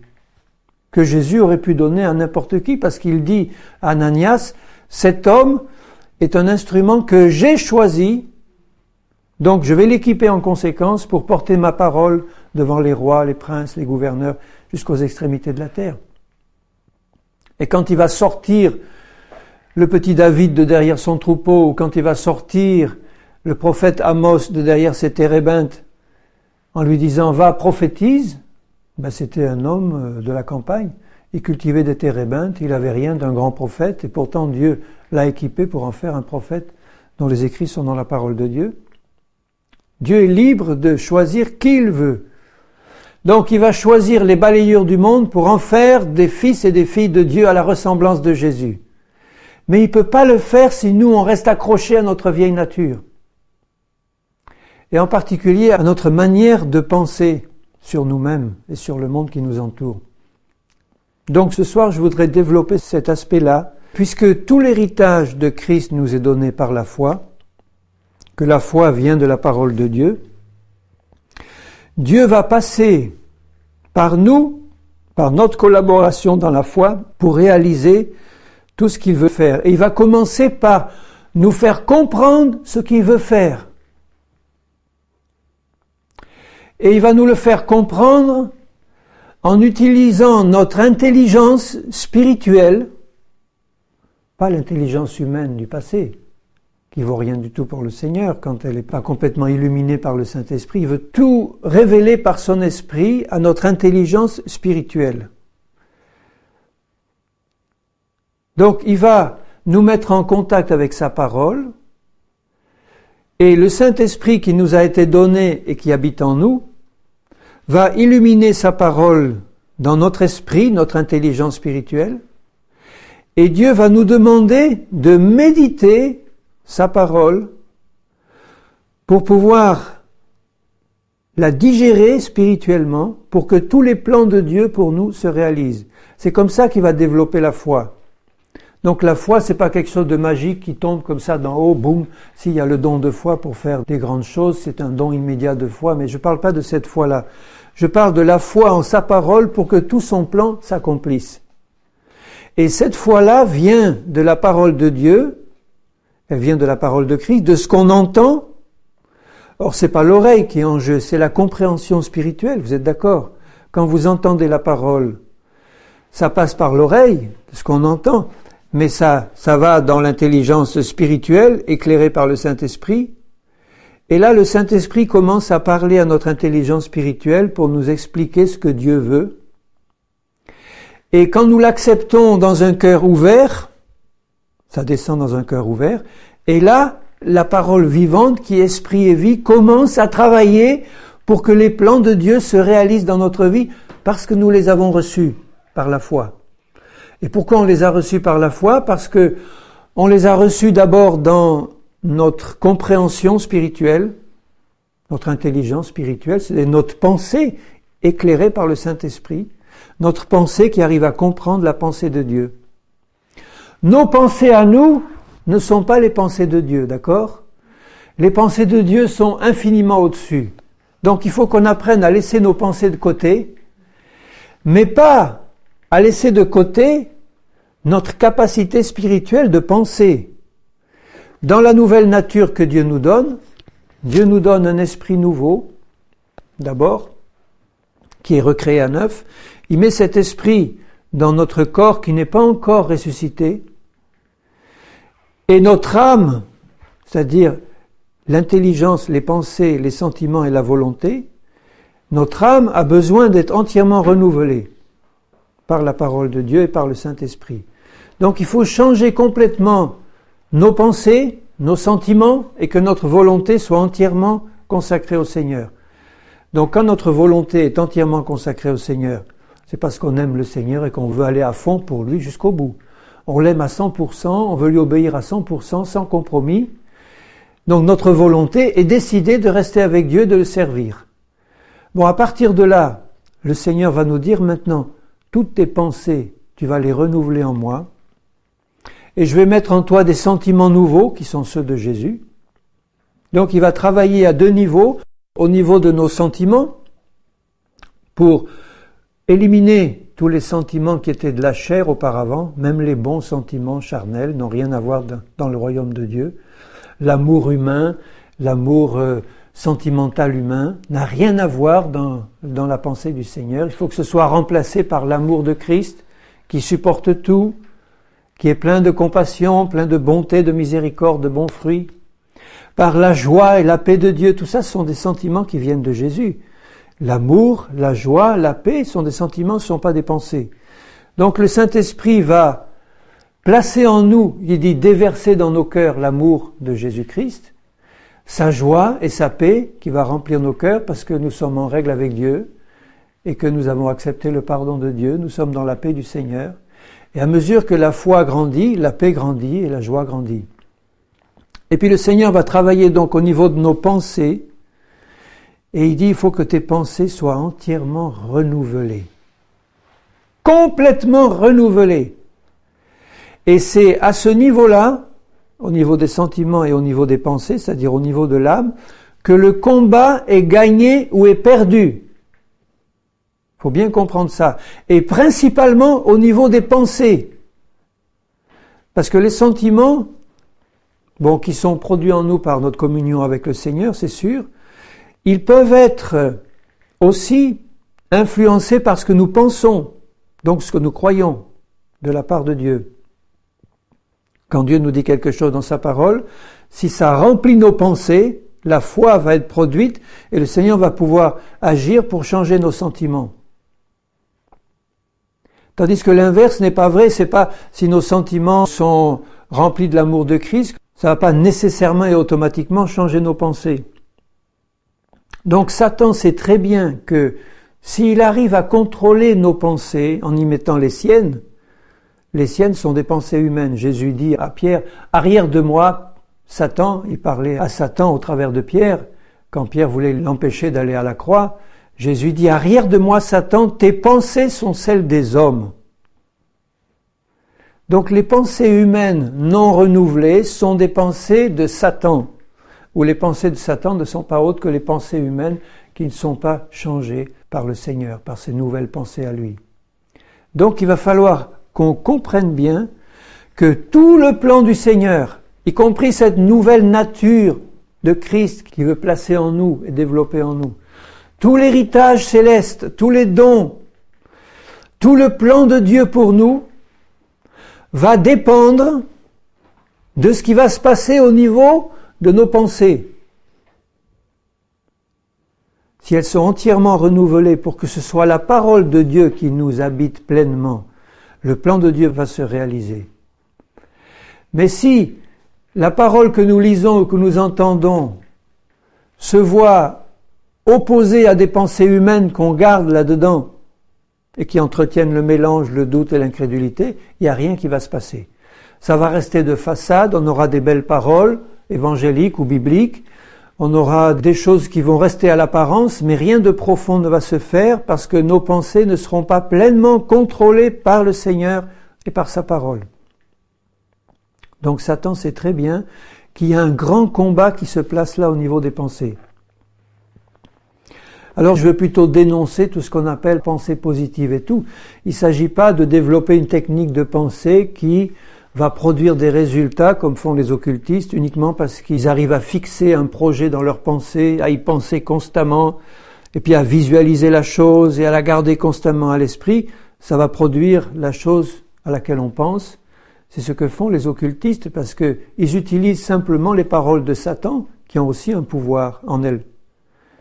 Les paroles de Satan qui sont gardées dans la vie de ceux qui servent Satan, et s'ils remplissent leur esprit et leur pensée des paroles de Satan, eh bien elles vont se réaliser parce que Satan sera derrière pour les manifester. Tandis que si nos pensées sont remplies de la parole du Seigneur, c'est pas notre pensée qui aura une espèce de pouvoir technique miraculeux de produire ce à quoi on pense. C'est simplement parce que nos pensées seront habitées par la parole de Dieu, qui est esprit et vie, que Dieu va pouvoir travailler par notre foi dans sa parole pour accomplir ce qu'il a dit, ou accomplir ce qu'il nous révèle. Mais il a besoin pour ça que nous gardions dans notre pensée sa parole, sans aucun mélange d'autres pensées. Et il ne faut pas croire que parce qu'on est enfant de Dieu, notre pensée ne peut pas être touchée ou envahie par des pensées d'origine satanique. Il est capable de nous injecter ses pensées à lui. Je ne crois pas personnellement, ce n'est pas marqué dans la Bible, mais c'est une certitude personnelle, je ne crois pas que Satan peut lire les pensées des chrétiens nés de nouveau qui sont vraiment sous le sang de Jésus. Il ne peut pas les lire, mais il peut injecter, faire venir des pensées de l'extérieur, et si nous les recevons, si nous ne les filtrons pas, si nous les laissons rentrer, ça va être des traits enflammés qui vont brûler à l'intérieur et qui vont produire des dégâts. Il faut donc faire bien attention à cet outil que le Seigneur nous donne, c'est-à-dire l'intelligence, la pensée, qui est un outil de l'âme dont Dieu veut se servir pour révéler ses plans et les réaliser dans notre vie si nous recevons sa parole dans notre pensée, avec un cœur ouvert. Cette parole du Seigneur va être comprise par notre pensée, notre intelligence, éclairée par le Saint-Esprit. Et à ce moment-là, ces paroles de Dieu que nous avons comprises dans notre pensée vont descendre dans le cœur, s'établir là et commencer à produire du fruit pour Dieu. Et les choses promises vont se réaliser si elles restent dans le cœur, sans douter. Donc si on a un cœur rempli de la parole de Dieu. Vous voyez l'importance de l'enjeu ? Quand je lis par exemple dans Matthieu 15 au verset 15, Pierre prenant la parole lui dit « Explique-nous cette parabole ». Vous voyez, il entendait une parabole. C'est comme si nous, on disait au Seigneur « Mais explique-nous ce passage de la parole, Seigneur, je ne comprends pas ». Et Jésus dit « Vous aussi êtes-vous encore sans intelligence ?» Il ne parle pas là de l'intelligence humaine, de ceux qui sont allés à l'école, qui ont des diplômes ou qui ont un quotient intellectuel élevé, pas du tout ça. Il parle de l'intelligence spirituelle qu'ils devraient avoir parce qu'ils sont disciples de Jésus. Si tu es disciple de Jésus, tu reçois l'intelligence d'en haut, puisque tu es destiné à être comme Christ, qui va te permettre, si tu le crois, si tu arrêtes de te considérer comme un minus intellectuel, et que tu acceptes de te considérer comme Dieu te voit, une création nouvelle qu'il va rendre semblable à l'image de Jésus. Donc Jésus attendait de ses disciples qu'ils aient de l'intelligence. Pourquoi ? Parce que notre Père Céleste est tout à fait prêt à nous la donner si nous la lui demandons et si nous la recevons par la foi. Seigneur, explique-moi ta parole. Il le demande, bon, Jésus ne leur fait pas un reproche virulent, il lui dit, quand même, vous devriez être capable de comprendre, au moins celle-là. Ne comprenez-vous pas que tout ce qui entre dans la bouche va dans le ventre, puis est jeté dans les lieux secrets? Mais ce qui sort de la bouche vient du cœur. Et c'est ce qui souille l'homme. Car c'est du cœur, écoutez bien, c'est du cœur que viennent les mauvaises pensées. Les meurtres, les adultères, les impudicités, les vols, les faux témoignages, les calomnies, voilà les choses qui souillent l'homme. Donc Jésus montrait bien que ce qui amenait l'homme à rentrer dans ces péchés-là, le vol, l'adultère, etc., ça se passait d'abord au niveau du cœur.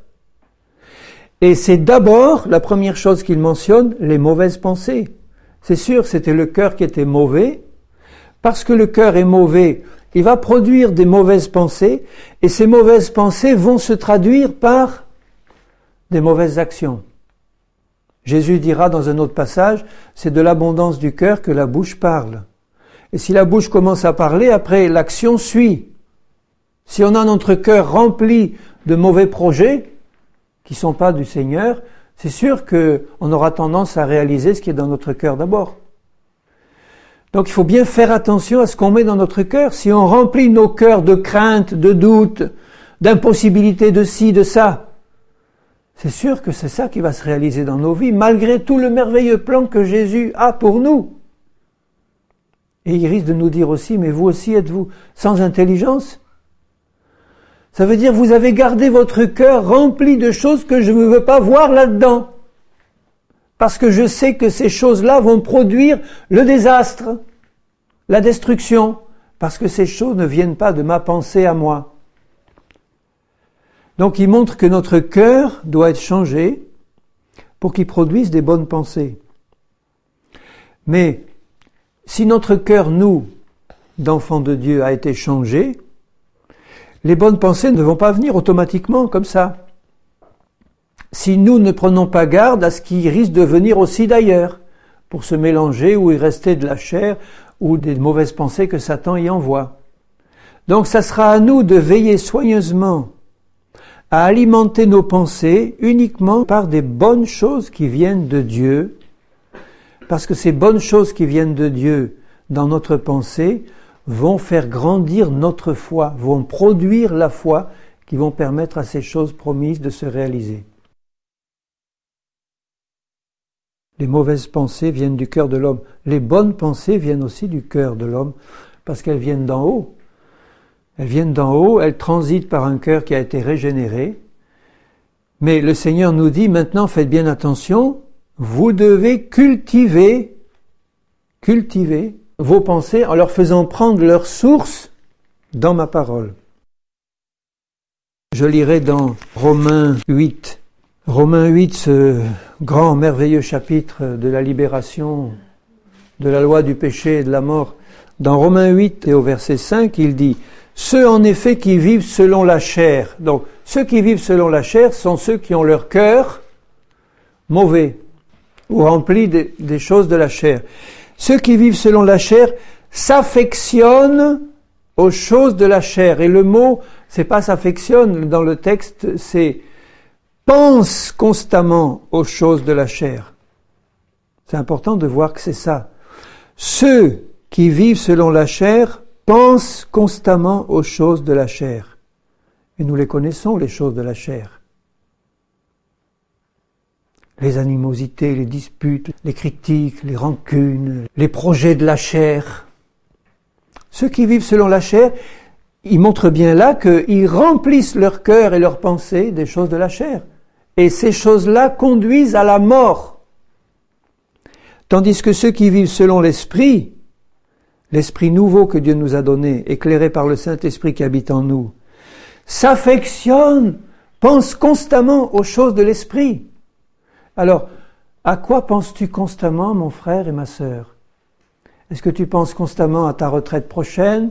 Est-ce que tu penses constamment à ta petite maison que tu vas faire construire ? Ou à ton projet de carrière, ou bien à ton déménagement futur ou à des choses qui viennent de la terre. Bon, il ne nous interdit pas d'y penser à ces choses, hein, mais à leur vraie place dans la mesure où elles sont dans le plan de Dieu pour moi et où ça s'intègre dans la volonté prévue par Dieu pour moi. Mais ce ne sont plus mes plans et mes projets personnels. Donc si je remplis mes pensées des choses d'en haut, c'est-à-dire de la volonté de Dieu pour moi, c'est-à-dire de la parole éternelle du Seigneur, sa Bible, de la communication du Saint-Esprit, de la communion avec Jésus, de toutes les choses d'en haut, quoi, du ciel, la présence de Dieu, la présence du Père, la présence de Jésus, la parole, la méditation de la parole dans la prière, c'est ça, s'affectionner aux choses d'en haut. Eh bien, ça montrera à Dieu et à moi, ça me montre que je suis parmi ceux qui marchent par l'Esprit. Je pense aux choses d'en haut. Il dit, l'affection de la chair, c'est la mort. Ça veut dire que si tu remplis tes pensées, des pensées d'en bas qui sont celles du monde qui t'entoure, de tous les gens qui sont autour de toi, ou de l'Église incrédule, si tu acceptes ces pensées-là en toi, et si tu remplis plus ou moins ton cœur de ces pensées-là, tu vas droit vers la mort. Or, Dieu ne veut pas la mort pour nous, il veut le succès, la vie et la paix. Et il dit bien, juste après, l'affection de l'esprit, c'est la vie et la paix. L'affection de l'esprit, penser constamment aux choses de l'esprit, c'est la vie et la paix. L'affection de la chair est inimitié contre Dieu. Si nous pensons les choses d'en bas, si nous avons les pensées du monde, les pensées humaines, les pensées de Satan, nous sommes ennemis de Dieu. Inimitié contre Dieu, c'est ça. Parce que la chair ne se soumet pas à la loi de Dieu et qu'elle ne le peut même pas. Or, si nous avons consacré notre volonté entièrement au Seigneur en disant « Seigneur, je me soumets entièrement à toi, je veux faire ta volonté », il faut bien veiller à ce qu'on met dans nos pensées. Éliminer toutes ces pensées humaines et charnelles, être capable d'abord de bien discerner celles qui sont humaines et charnelles, et le seul moyen de nous permettre de distinguer, c'est ça, la parole du Seigneur. Hébreux 4, verset 12. La parole du Seigneur est vivante et efficace, Hébreux 4, 12, plus tranchante qu'une épée quelconque à deux tranchants, pénétrante jusqu'à partager âme et esprit, jointure et moelle, elle juge les sentiments et les pensées du cœur. Donc comment vas-tu arriver à reconnaître si les pensées de ton cœur sont bonnes ou mauvaises aux yeux de Dieu? Pour pouvoir éliminer les mauvaises et aller à la vie et au succès, c'est en méditant la parole de Dieu, qui est une épée vivante et efficace qui va plonger jusqu'à la racine de la chair pour la mettre à mort et te permettre de voir toutes ces pensées qui sont charnelles, qui ont besoin d'être éliminées. Elle juge les sentiments et les pensées du cœur. Nulle créature n'est cachée devant lui, mais tout est nu et découvert aux yeux de celui à qui nous devons rendre compte. On a un moyen merveilleux là. Surtout que nous avons reçu le don du Saint-Esprit qui nous enseigne et nous explique cette parole. À la demande. Seigneur, explique-moi. D'accord, je t'explique. Ou bien attends un peu, d'abord je veux t'expliquer autre chose. Tu as besoin de ça maintenant. Alors, je suis conduit par le Saint-Esprit dans la méditation de la parole. Mais méditer la parole, c'est pas lire mon chapitre chaque jour vite fait comme ça parce qu'il faut le lire avant de me coucher quand je suis bien fatigué. C'est passer du temps à réfléchir sur la parole dans un esprit de prière en disant « Saint-Esprit, je veux que tu me révèles ça pour que je remplisse mon cœur de bonnes pensées qui viennent de toi, parce que je sais que si ces bonnes pensées remplissent mon cœur, ta foi sera présente et elle va produire ce que tu cherches à produire. Et je vais grandir spirituellement. » Dans le livre de Josué, au chapitre 1er. Ce sont les paroles de Dieu lui-même qui dit à Josué, qui remplaçait Moïse, qui venait de disparaître. Et ce que le Seigneur dit à Josué, il dit au verset 5, « Nul ne tiendra devant toi tant que tu vivras. » Imagine-toi un peu si Jésus vient te dire, « Écoute, mon fils, ma fille, personne ne tiendra devant toi tant que tu vivras. » Ça ne veut pas dire que tu vas être un Zorro qui va tout casser. Ça veut dire simplement que tous les ennemis qui vont être lâchés contre toi, tant que tu vas être en communion avec moi, personne ne pourra tenir, quoi qu'il fasse. Mais ça ne va pas être sans que toi tu fasses ta part. Ça ne va pas être automatique. Il dit bien, « Je serai avec toi comme j'ai été avec Moïse, je ne te délaisserai pas, je ne t'abandonnerai pas. Fortifie-toi et prends courage. » Il dit pas, ne t'inquiète pas, je vais te fortifier, je vais tout faire, je vais te dorloter comme un bébé, tu vas être comme un petit nourrisson dans les couches et puis tu auras t'occuper de rien. Non, c'est pas ça du tout. Je te rends responsable de te fortifier devant moi. Parce que moi, je vais mettre sur ta table tout ce qu'il faut pour que tu te serves et tu te fortifies. Et il lui donne comme recette spirituelle, au verset 7, « Fortifie-toi seulement, aie bon courage, en agissant fidèlement selon toute la loi, ne t'en détourne ni à droite ni à gauche, afin de réussir dans tout ce que tu vas entreprendre. Que ce livre de la loi ne s'éloigne point de ta bouche, médite-le jour et nuit, pour agir fidèlement selon tout ce qui est écrit. C'est alors que tu auras du succès dans tes entreprises. Et notez bien qu'une entreprise, c'est un projet d'abord. Donc c'est quelque chose à quoi on a pensé d'abord. Confie-toi en l'Éternel et tes projets réussiront. Pourquoi ? Parce qu'ils sont faits en Dieu, dans ta communion avec le Seigneur. Demande ce que tu voudras, cela te sera accordé.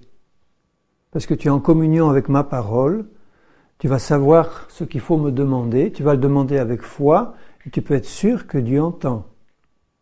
Celui qui médite jour et nuit pour agir fidèlement aura un plein succès dans ses entreprises. C'est alors que tu réussiras. Ne t'ai-je pas donné cet ordre ? Fortifie-toi et prends courage. Il y a des moments où on a tendance à perdre courage parce que les épreuves sont grandes, ça cogne de tous les côtés. Eh bien, le Seigneur, il nous prend à part, il nous dit gentiment, « T'inquiète pas, je suis là, mais fortifie-toi. Viens méditer un peu ma parole. » Et tu vas sentir la foi grandir parce que ma parole va te donner une mesure de foi supplémentaire. Tu vas comprendre un peu mieux, je vais te révéler par mon esprit ce que je veux faire en toi. Tu vas élever tes yeux de tes souffrances et de tes misères là du moment pour les porter vers ce que je suis, qui je suis et mes projets, mes plans pour toi. Et tu vas retrouver un élan de courage et de foi pour aller de l'avant et réussir malgré tout ce qui t'arrive maintenant. Donc la bataille se perd ou se gagne au niveau de ce que nous mettons dans nos pensées. Dans Colossiens 3, « Si donc vous êtes ressuscités avec Christ », ça se comprend en disant « Puisque donc vous êtes ressuscités avec Christ, cherchez les choses d'en haut, où Christ est assis à la droite de Dieu, où il s'y est assis après avoir souffert l'ignominie de la croix, il a payé pour nous donner cet héritage, pour nous affranchir de la vieille nature et de sa loi de péché et de mort qui nous amenait à la perte, à la mort, à la perdition, à l'échec complet. Pour que nous réussissions dans toutes les entreprises du Seigneur que nous faisons nôtres. Et l'entreprise numéro 1 du Seigneur, c'est de nous transformer à l'image de Jésus, dès maintenant sur cette vie, parce qu'on n'en a qu'une sur terre. Après, il y aura l'éternité.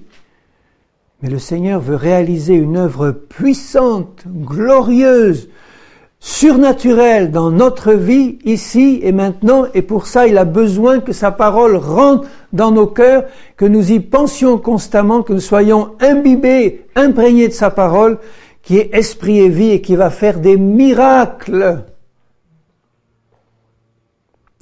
Si vous êtes ressuscité, cherchez les choses d'en haut, affectionnez-vous, même mot, pensez constamment aux choses d'en haut, et non à celles qui sont sur la terre. Alors tu vois, si tu passes les 3/4 de ton temps à penser à la Coupe du Monde qui arrive, qui va aller en demi-finale, en quart de finale, en finale, et puis ça va t'occuper, et puis que faire si les Allemands font ci, les Italiens, bon, si ça t'occupe ne serait-ce qu'une heure ou deux, je dirais c'est 2 heures de perdu pour méditer sur les choses d'en haut. Tandis que si le Seigneur veut faire de toi l'évangéliste national de la Coupe du Monde, et que tu vas remplir les stades de la parole de Dieu, là peut-être tu vas être obligé de voir en détail les équipes, les matchs, pour organiser ton travail pour le Seigneur. Mais ça sera différent comme objectif, tu comprends bien. Affectionnez-vous aux choses d'en haut. Oui, mais en fait, Seigneur, j'ai mon travail, j'ai 6 heures par jour, là, au bureau ou ailleurs, et comment je peux quand même pas en permanence être branché là-haut sur les choses d'en haut, et puis je dois calculer ma feuille d'impôt, puis pendant que je calcule ma feuille d'impôt, je pense pas aux choses d'en haut, etc. Vous voyez, donc, le Seigneur, il nous demande d'avoir une attitude équilibrée. Il ne s'agit pas de tout laisser tomber pour se mettre dans un coin perdu, pour aller passer son temps à méditer la parole. Il s'agit de faire les choses que nous avons à faire ici-bas, dans la mesure où nous savons que c'est Dieu qui nous y place et qui nous demande de les faire, sinon il faut changer immédiatement. Et en les faisant, d'avoir notre cœur constamment branché sur le Seigneur. C'est la même chose lorsque nous parlons en langue. Est-ce que vous avez vérifié cette capacité que vous avez et qui peut être très utile pour comprendre la parole? Quand vous parlez en langue, vous êtes capable de parler en langue en faisant autre chose en même temps et d'être concentré intellectuellement sur autre chose tout en parlant en langue. Par exemple, moi je peux le faire, donc il n'y a pas de raison que vous ne puissiez pas le faire. Je peux lire un passage de la parole de Dieu tout en parlant en langue et en comprenant ce que je lis. Et je sais que quand je le fais, c'est pas une technique, mais c'est comme celui qui parle en langue s'édifie lui-même par le Saint-Esprit, il y a un travail spirituel qui se fait et qui me fait assimiler la parole de Dieu. Enfin, par moments je le fais, c'est pas constant, mais à certains moments c'est quelque chose de positif. En tout cas, ça montre que le Saint-Esprit peut nous faire 2 choses en même temps. Nous pouvons être concentrés intellectuellement sur un travail matériel que nous sommes en train de faire, mais si notre cœur et notre esprit sont en communion directe avec le Seigneur, nous pouvons continuer à méditer la parole de Dieu spirituellement, ou être en contact avec la source, c'est-à-dire le Seigneur lui-même, et en ayant notre esprit en permanence branché sur les choses essentielles, principales, dont l'importance est unique, les choses d'en haut. Si nous sommes constamment branchés sur les choses d'en haut, on va discerner si ce que je suis en train de faire là maintenant est vraiment dans le plan de Dieu, et si c'est pas le plan de Dieu, je quitte, j'abandonne et je vais faire autre chose. Parce que le Saint-Esprit va constamment me montrer que c'est pas ma place, que c'est pas là quelque chose qu'il a prévu pour son plan pour moi, et je serai malheureux en le faisant. En tout cas, je dois savoir que quelles que soient les choses que je fais ici-bas, je peux rester en communion directe, branché directement au Seigneur, et recevoir en permanence de lui la source de vie qui vient d'en haut et qui m'alimente en permanence et qui, au moment où je vais me mettre à méditer concrètement la parole, va être active pour me l'expliquer, pour la faire entrer dans mon cœur et pour me la révéler. Je ne vais jamais couper le contact avec le Seigneur. S'il est coupé par le péché, je vais immédiatement le confesser, invoquer le sang de Jésus et rebrancher la prise céleste de la communion avec Dieu, parce que je sais que c'est là que ma méditation spirituelle va être efficace, quand je suis vraiment branché au Seigneur par une communion vivante réelle.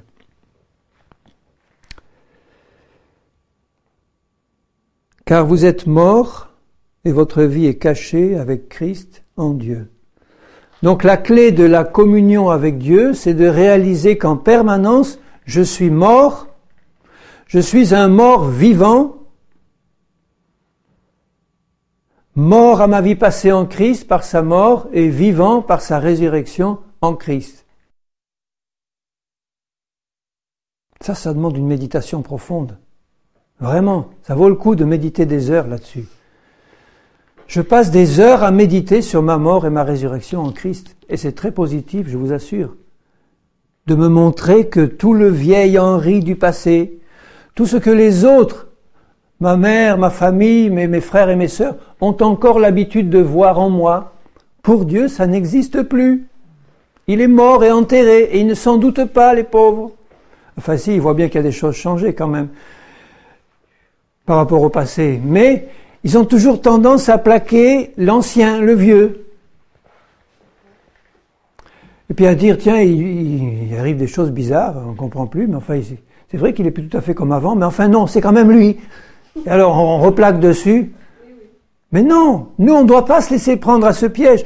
Pour leur faire plaisir, on va lui dire que c'est toujours apparemment la même personne qui est devant elle. Mais nous savons, et on peut leur dire de temps en temps, tu sais, je suis mort en Christ. C'est plus le même. Il n'y a rien à faire. C'est pas le même que tu as devant toi. Tout en ayant la même apparence. C'est encore le même corps. Mais c'est plus la même nature, c'est plus le même être qui habite ce corps. C'est un autre qui vient d'en haut. C'est comme quand ils regardaient Jésus. Ils disaient, mais celui-là on le connaît, c'est le fils de Joseph, c'est le fils de Marie, il est de Nazareth, on sait d'où il vient. Et Jésus dit, mais non, je viens d'en haut. Je ne suis pas de cette terre, je viens d'en haut. Mais non, c'est un menteur, ils n'arrivaient pas à juger ça spirituellement, et c'était Jésus qui avait raison. Donc je dois vraiment me considérer comme un être nouveau, parce que Dieu le dit, accepter cette réalité et la vivre pleinement, et vous allez voir que quand vous l'acceptez, que vous la vivez, il va se produire de plus en plus de choses qui vont faire dire aux hommes et aux femmes qui vous connaissaient avant, mais il y a quelque chose qui se passe, je le reconnais de moins en moins. Et pour cause, c'est plus le même du tout. C'est pas de la schizophrénie spirituelle, hein. C'est entrer, comme il le dit, dépouillez-vous de la vieille peau et revêtez-vous de la nouvelle. Dépouillez-vous du vieil homme et revêtez-vous de l'homme nouveau, créé en Christ dans une justice et une sainteté que produit la vérité. Dieu a du mal à nous faire remplir nos pensées de ses pensées à lui, pour qu'on en soit imprégné. Et quand tu es imprégné de la pensée de Dieu, tu deviens ce qu'il dit, lui. Et plus que toi, tu crois que tu étais. Et là, il commence à se passer des choses extraordinaires dans ta vie. Dans 2 Corinthiens, au chapitre 10 et au verset 3, il dit « Si nous marchons dans la chair, nous marchons dans un corps charnel, dans la chair, dans le monde, nous ne combattons pas selon la chair. » Parce que je vous disais que le combat était gagné ou perdu dans les pensées. Il faut mener ce combat avec des armes spirituelles et pas charnelles. Donc, il dit, les armes avec lesquelles nous combattons ne sont pas charnelles, elles sont puissantes par la vertu de Dieu, c'est-à-dire par la force de Dieu, pour renverser des forteresses. Quelles sont ces forteresses? Nous renversons les raisonnements, les pensées, et toute hauteur, ça c'est les hautes pensées, celles qui contrôlent notre vie, et les puissances qui sont derrière, qui s'élèvent contre la connaissance de Dieu. Et la connaissance de Dieu, c'est par sa parole et par son esprit qui nous la donne. Donc vous voyez, il y a un combat spirituel entre la connaissance de Dieu que Dieu veut nous donner par sa parole, et puis il y a de l'autre côté tous nos raisonnements et toutes les hauteurs de pensée auxquelles nous sommes attachés. Et derrière, il y a Satan qui s'accroche à ces forteresses et qui essaie de les planter dans nos vies parce que c'est là-dedans qu'il se cache pour pouvoir nous contrôler. C'est pour ça que quand on voulait, dans le temps, occuper un pays, on construisait quelques forteresses aux endroits stratégiques, on y mettait des troupes, et là le pays était verrouillé. Satan fait ça dans nos vies. Il place des pensées profondes, des choses auxquelles nous croyons. Et s'il arrive à placer des choses auxquelles nous pouvons croire qui sont contraires à la parole de Dieu, il nous contrôle. C'est fini. On est pieds et poings liés entre les mains du diable. Parce que ce sont ces pensées-là qui sont dans nos cœurs qui nous contrôleront. Vous voyez l'importance de bien contrôler tout ça, de comparer à la parole et de dire, voyons, où sont les forteresses de l'ennemi, là, ces pensées humaines qui sont de Satan, qui occupent encore des coins? Où est-ce qu'elles sont? Et je veux les détruire, les renverser. Et comment les renverser? Nous renversons les raisonnements, les faux raisonnements humains, tout ça, qui s'élèvent contre la connaissance de Dieu, c'est-à-dire contre la connaissance de sa parole, et nous amenons toute pensée captive à l'obéissance de Christ. Toute pensée, toutes nos pensées. Il va y avoir un combat terrible à contrôle chacune des pensées qui vient à ton esprit. Chacune, sans exception.